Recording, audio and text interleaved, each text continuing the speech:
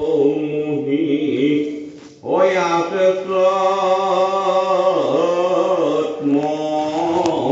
কৰি হে ৰাম কিনো পাণ্ডু পুত্ৰ তোমাক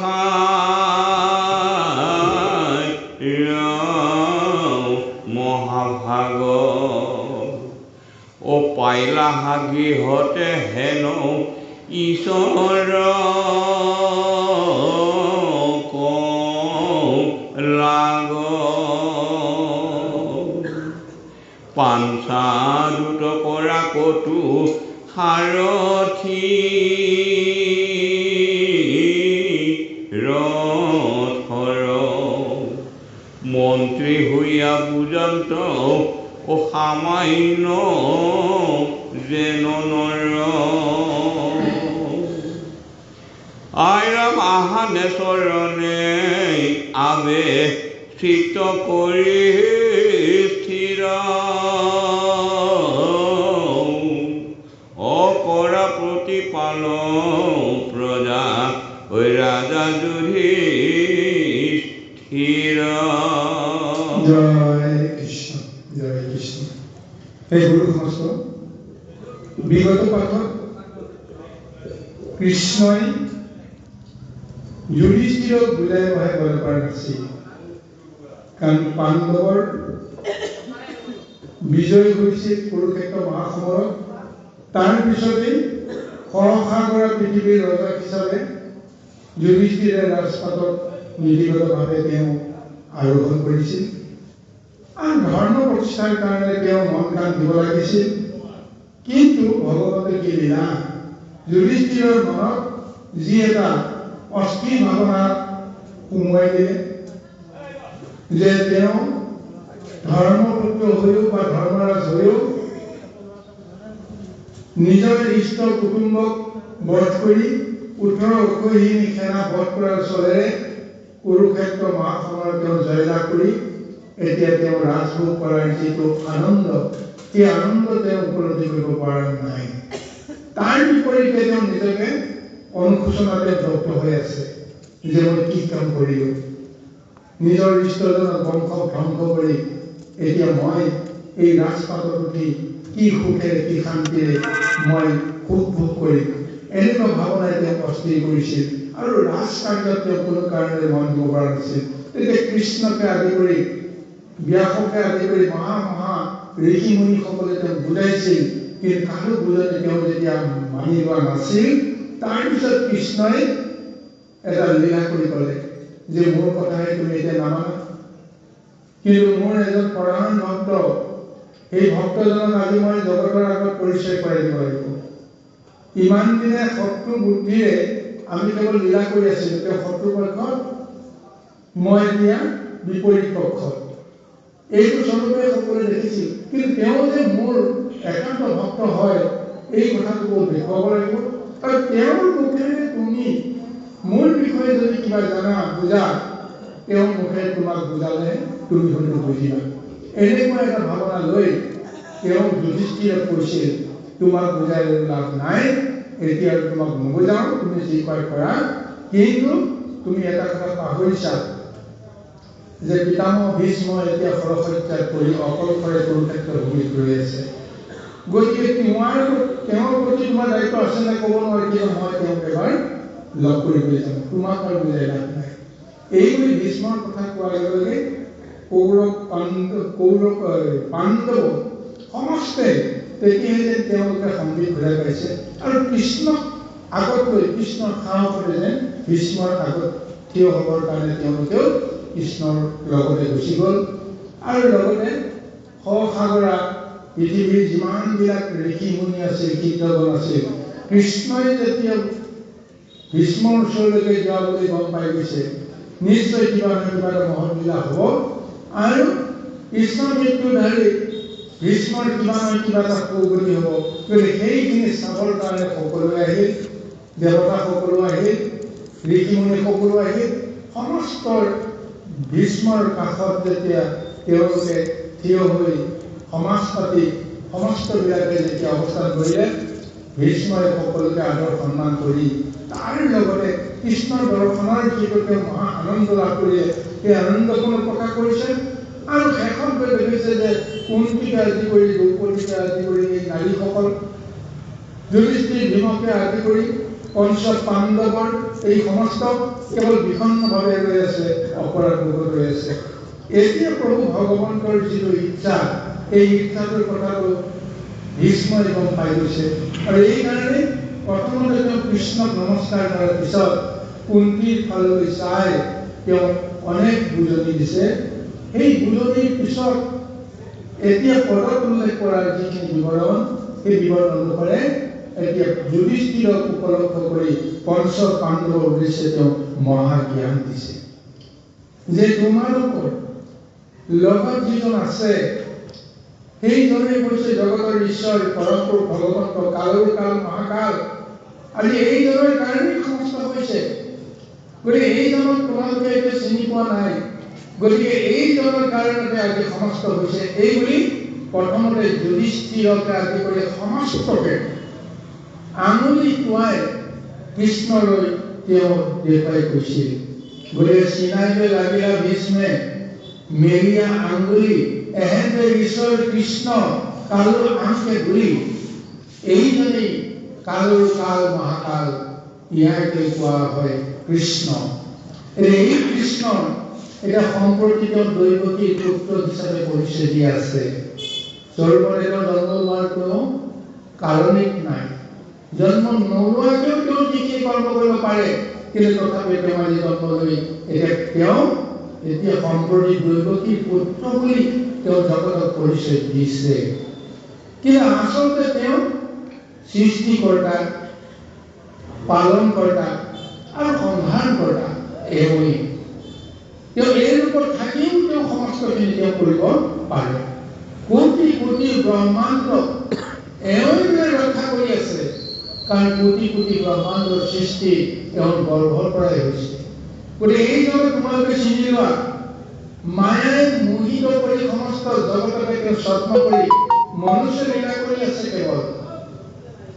গতিকে এইকাৰণে আজি পাণ্ডু পুত্ৰসকলক কৈছে যে কিনো পাণ্ডু পুত্ৰ তোমাষাৰ মহাভাগ পাই নাহাক গৃহতে হেন ঈশ্বৰক লাভ। এইজন পৰম পুৰুষ নিৰাকাৰ নিৰঞ্জন পুৰুষজনক পাবৰ কাৰণে যোগীসকলেও হাজাৰ হাজাৰ যোগ তপ কৰিও নাপায়। অথচ তোমালোকে গৃহতে থাকিয়ে আজি তেওঁক লগ পাইছা। তোমালোকৰ সমান সহায়কৰণ কোন আছে? অৰ্থাৎ কৃষ্ণই তোমালোকক সহায় কৰিবৰ কাৰণে তেওঁ নিজে আহি তোমালোকৰ গৃহত উপস্থিত হৈছে। গতিকে কৃষ্ণই তোমালোকক কিমান কৃপা কৰে এই কথাটো তোমালোকে জানি লোৱা। এইজন আচলতে কোন? পাঞ্চা দ্ৰুত কৰা কটু সাৰথী ৰথৰ মন্ত্ৰী ভূয়া বুদান্ত সামান্য যেন নৰ। এতিয়া তেওঁতো স্বপ্ন কৰি আছে, তেওঁ পৰম ব্ৰহ্মপুৰুষজন। এতিয়া তেওঁ এটা স্বপ্নবেশ লৈ এটা নৰৰূপ লৈ তোমালোকৰ লগত আছে। থাকি কি কৰিছে যে এইজনকে এতিয়া তোমালোকে দূত হিচাপে জলৈ তলৈ যিকোনো কথা বতৰা বা কামত তোমালোকে পাচি থাকা। আৰু কি কৈছে? কেতিয়াবা কেতিয়াবা তেওঁ মন্ত্ৰী হৈ তোমালোকক মন্ত্ৰণা দিয়ে, কেতিয়াবা কেতিয়াবা তেওঁ বিভিন্ন প্ৰকাৰে আজ্ঞা দিয়া। আৰু এইজন আছে আমাৰ চৰণে আমি চিত্ত কৰি স্থিৰ কৰা প্ৰতিপাল প্ৰজা ৰাজা যুধিষ্ঠিৰ। এই উপদেশটো এতিয়া দিবৰ কাৰণে কৃষ্ণই তেওঁলোকক এই অৱস্থালৈকে লৈ আহিছে। কৃষ্ণই কৈছে যে কালৰ কাল মহাকাল এইজনৰ কথা মতে তুমি ধৰ্ম ৰাজ্য পালন কৰা। এওঁৰ কথা অবিহনে তুমি কাকো সাৰ্থী কৰিব নোৱাৰা। গতিকে এওঁ যি কয় তুমি তাকেই মানিব লাগিব। সেইকাৰণে কৈছে কৰা প্ৰতিপালক প্ৰজা ৰাজা যুধিষ্ঠিৰ। যি শিক্ষাৰ কথা এটা সময়ত কৃষ্ণই কৈ যুধিষ্ঠিৰক বুজাব নোৱাৰিলে। স্বয়ং ভাগৱত মহাভাগৱত পুৰুষ ব্যাসদেৱ আহিও বুজাইছিল যুধিষ্ঠিৰক, ব্যাসৰ কথাও তেওঁ মানিব পৰা নাছিল। কিন্তু এইবাৰ স্বয়ং পিতামহ ভীষ্ম যে সৰসজ্জা কৰি আছে, যে মৃত্যুৰ খন কৰি আছে। আৰু এইজন মহাত্মা পুৰুষৰ যিটো উপদেশ যে কৃষ্ণৰ উপদেশ মতে তুমি ধৰ্ম ৰাজ্য পালন কৰা, তেওঁ যি কয় তাকে তোমালোকে মানি কৰ্ম কৰিবলৈ প্ৰযত্ন কৰা, এই বুলি যিটো উপদেশ দিলে, এই উপদেশৰ পিছত এতিয়ানো যুধিষ্ঠিৰৰ মন প্ৰাণ কেনেকৈ স্থিৰ হয় সেইটোৰ ওপৰতে নিৰ্ভৰ কৰিব। আহক আমি পৰৱৰ্তী প্ৰদৰ্শনলৈ আগবাঢ়ো। কৃষ্ণ। দান ধৰ্ম ৰাজ ধৰ্ম মুখ্য ধৰ্ম শ্ৰয় কহি আছে দিলাও টান অমনৰ সংশয় এৰাম নাহি ভাগৱত ধৰ্ম সমান নামৰ কৃষ্ণ কোচি নাইবা এন্তে অপৰম ঈশ্বৰ হে ৰাম ভকত বৎসল কৃপা ময়ম হৰি আহানে পাৱত বাপু থাকা সেৱা কৰি যদ্যপি সবাতে সম ঐ এতে ভগ অন্ত ভকতৰ পক্ষ পাত তথাপি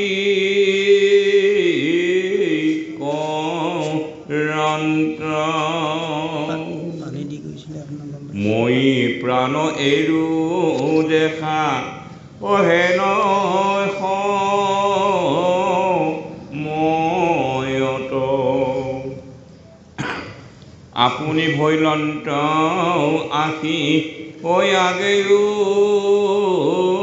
কগত কিনো কৃপাময় মহা স্নেহ কতক এতে কবুলন্ত প্ৰেমে শৰীৰ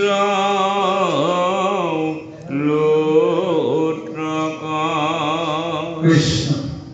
ইয়াৰ পিছত পিতামহ ভীষ্মই যুধিষ্ঠিৰৰ ফালে চাই এতিয়া তেওঁ ৰাজধৰ্ম দান যজ্ঞ কৰ্ম আৰু তাৰ মাজেৰে কেনেকৈ মুখ্য সাধন বা মুক্তি লাভ কৰিব পৰা যায়, এই সমস্ত জ্ঞান দৰ্শন অতি বিতংভাৱে যুধিষ্ঠিৰৰ ক্ৰিয়াৰ চলেৰে সমস্ত জগতক পিতামহ ভীষ্মই ভীষ্মুখে প্ৰদান কৰি আছে। প্ৰথমতে কৃষ্ণৰ কথা ক'লে, কৃষ্ণক চিনাই দিলে, তাৰ পিছত এতিয়া যি ধৰ্মৰ কথা জ্ঞান দৰ্শনৰ কথা আজি পিতামহ ভীষ্মই যুধিষ্ঠিৰকে আদি কৰি সমস্ত ব্যক্তিয়ে কৈছে যে ভকত বৎসল কৃপাময় মহাহৰি আহানে পাৱত বাপু থাকা সেৱা কৰি এটা অতি নিশ্চিত এটা উপদেশ তেওঁ দিছে যে তুমি এইটো কৰিবই লাগিব, যে এইজনৰ সেৱা পূজা কৰিয়েই হে বাপু তুমি তোমাৰ ধৰ্ম আৰু কৰ্মৰে তুমি প্ৰজা প্ৰতিপালন কৰা। আৰু এইজন যে সমস্ত জীৱৰ প্ৰতি কিমান তেওঁ দয়াবান, কিমান তেওঁ কৃপাবান, কাৰো প্ৰতি তেওঁ বিষম ভাৱনা নলয়, শত্ৰু প্ৰতি তেওঁ কাৰো লগত নাই, শত্ৰুকো তেওঁ মুক্তি কৰে, মৃত্যুকো তেওঁ মহা কৃপা কৰি থাকে। কিন্তু তথাপিও তেওঁ এই নিৰপেক্ষতাৰ মাজতো তেওঁ কিন্তু এটা পক্ষ মাজে মাজে লয়। তেওঁ কাক বেছিকে তেওঁ ভাল পাব বিচাৰে, তেওঁ ভকতৰ পক্ষ বিচাৰে, ভকতৰ পক্ষত তেওঁ সদায় তেওঁ নিজৰ লীলা কৰ্ম কৰে। এতিয়া তেওঁ পৰিচয় দিছে যে কেনেকৈ তেওঁ ভকতৰ পক্ষ লয়।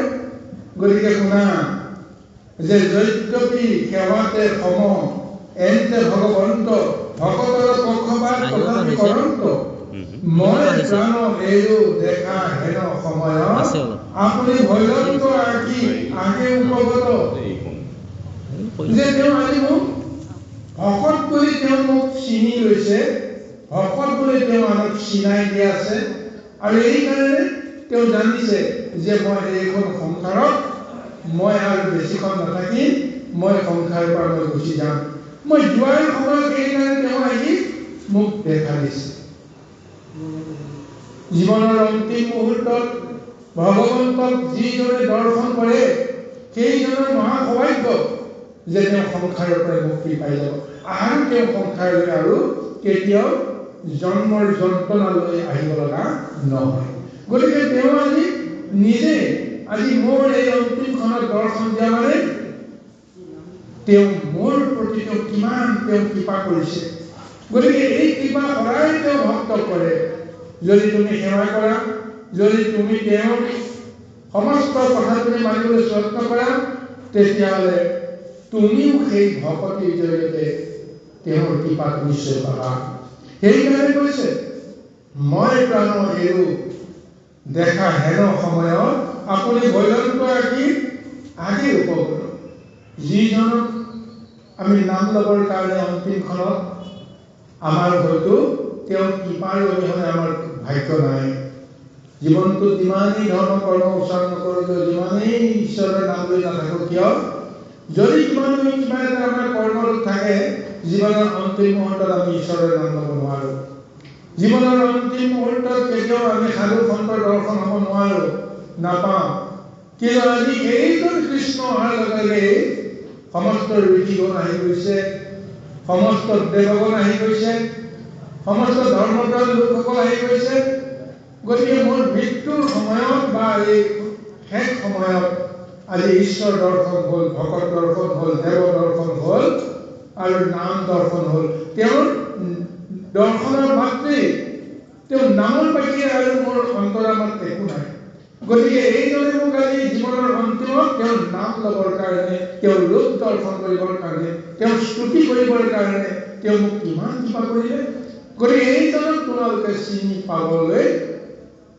যত্ন কৰা এইজনক নিজৰ লগৰীয়া বুলি কেতিয়াও গণ্য নকৰিবা গতিকে এই মহাজ্ঞানটো যেতিয়া ভীষ্মৰ মুখেৰে স্বয়ং কৃষ্ণই আচলতে প্ৰদান কৰিছে চাওক যি কথা গুৰুৰ পৰা আমি বুজিব নোৱাৰোঁ যি কথা আমি ইষ্টজনৰ পৰাও হয়তো আমি সেইখিনি কথা জানিব পাৰোঁ আজি পিতামহ ভীষ্মই তেওঁলোকক ডাঙৰ দীঘল কৰিলে তেওঁলোকক জ্ঞান শিক্ষা দিয়ে আধ্যাত্মিক পাৰমাৰ্থিক সমস্ত জ্ঞান দৰ্শন দি এটা গতি প্ৰদান কৰিলে আৰু জীৱনৰ অন্তিমতো সেই জ্ঞান তত্ত্বকে তেওঁ প্ৰদান কৰি এতিয়া কৃষ্ণৰ যিটো বাঞ্ছা সেই বাঞ্ছাটো পূৰণ কৰাৰ চলেৰে এতিয়া কৰ্মখিনি বৰ সহজতে যুধিষ্ঠিৰৰ জৰিয়তে কৰাবৰ কাৰণে প্ৰযত্ন কৰিছে আহক আমি পৰৱৰ্তী পৰ্যায়লৈ আগবাঢ়ো হে কৃষ্ণ কৃষ্ণ আবে মোহ ৰয়াগত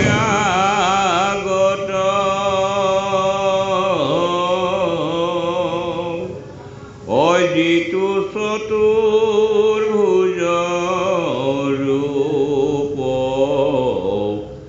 কৰিছা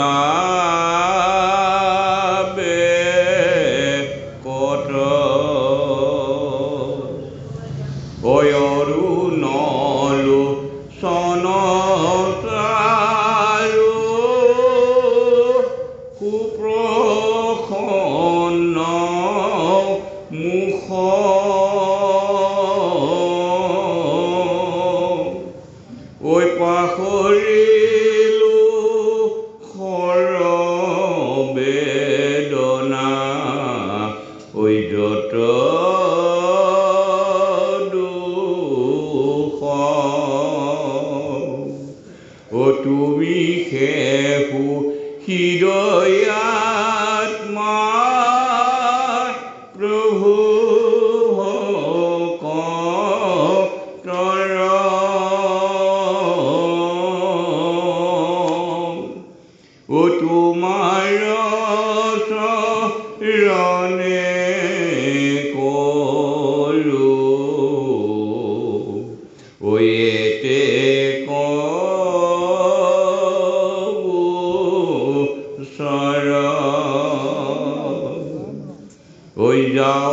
দেকে এৰু ঐতে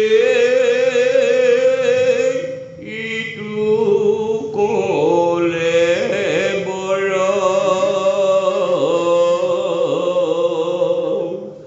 ঐ তাৱে মোক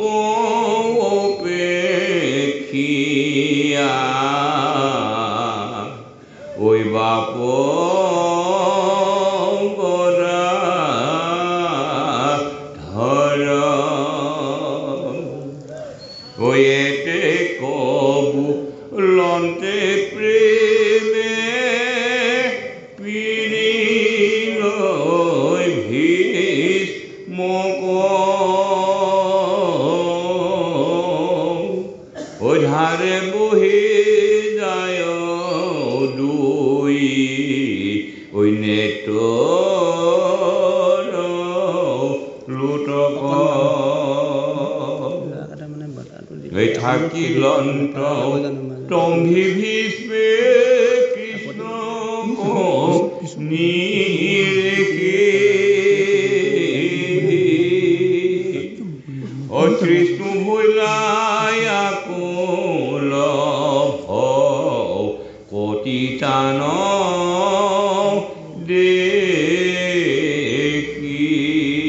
দেখি এতিয়া প্ৰভু ভগৱন্তী কি আপুনি চাওক এফালে যুধিষ্ঠিৰকে উপলক্ষ কৰি সমস্তকে কৃষ্ণৰ বিষয়ে যিটো মহাদৰ্শন দিয়াই আছে সেইখিনি সময়তে ভগৱন্তে কোনেও গম নোপোৱাকৈ ইয়াত আৰম্ভ কৰি দিয়ে তেওঁ এতিয়ালৈকে ভীষ্মলৈ তেওঁ চাইহে আছে কেৱল তেওঁ নিজে নিজ মুখেৰে একো এটা তেওঁ এতিয়া ক'ব লগা হোৱা নাই বা কোৱা নাই কেৱল তেওঁ নিৰ্বাক থাকি ইয়াত কৰি আছে এতিয়া ভীষ্মৰ মুখেৰে কৃষ্ণৰ বৰ্ণনা চলি আছে সেইখিনি সময়তে কৃষ্ণই দ্বিভুজীৰ ওপৰৰ পৰা চতুৰ্ভুজ ৰূপ লৈছে শংখ চক্ৰ গদা পদ্মকে আদি কৰি বিষ্ণুৰ যিটো ঐশ্বৰ্যময় যিটো মূৰ্তি সেই মূৰ্তিটো ধাৰণ কৰিছে আৰু সেই মূৰ্তিটো ভীষ্মই দৰ্শন কৰিছে অথচ সেই সময়ত ভীষ্মৰ চাৰিওফালে যিমানবিলাক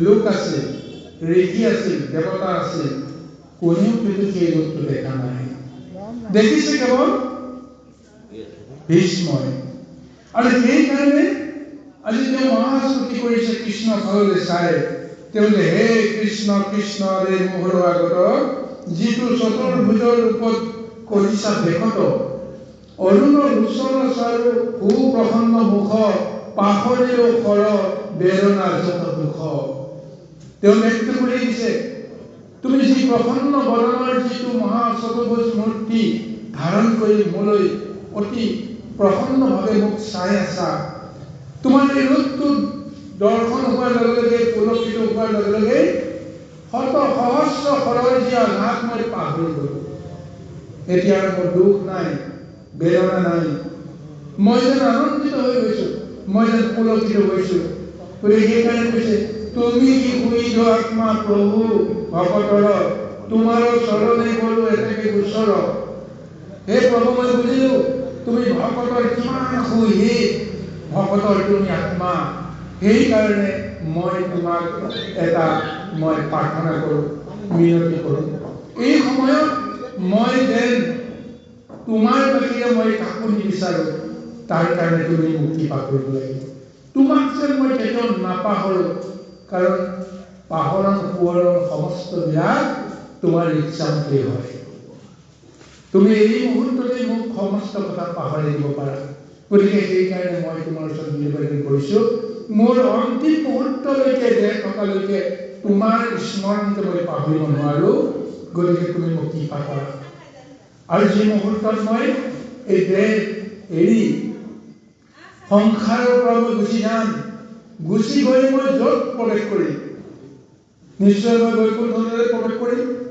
গতিকে মই আশা কৰিম মই বৈকুণ্ঠত গৈ উপস্থিত হোৱাৰ লগে লগেও যে মই প্ৰথমতে তোমাক দৰ্শন কৰোঁ তুমি যে মোৰ কাৰণে অপেক্ষা কৰি থাকা এই বুলি কৃষ্ণৰ চৰণত তেওঁ শত সহস্ৰ পৰিপাক জনাই কৃষ্ণৰ মহিমাৰ কথা স্মৰণ কৰোঁতে কৰোঁতে তেওঁ আনন্দময় তেওঁৰ চকুৰে ধাৰাসাৰ বৈ আহিল আৰু এটা সময়ত তেওঁ টুকুৰা-টুকুৰকৈ কৃষ্ণ স্মৰণ কৰি মিনতি কৰি তেওঁ ক'ব নোৱাৰা হৈ গ'ল বাকৰুদ্ধ হৈ কেৱল কৃষ্ণৰ ফাললৈকে তেওঁ থৰ হৈ চাই গৈ আছে ইয়াৰ পিছতনো এতিয়া কি লীলা হ'ব আহক এই আখ্যানৰ লগত সংগতি ৰাখি কবিয়ে আমাক এক মহা উপদেশ প্ৰদান কৰিছে আমি এই উপদেশলৈ আগবাঢ়ো কৃষ্ণ হে পৰম শ্ৰদ্ধাৰ বৈকুণ্ঠপুৰী উপবিষ্ট সাধু সমস্ত তথা মাতৃসকল ভাগৱত বুলি ক'লে আমাৰ হৃদয় কম্পমান তথাপিতো জ্যেষ্ঠ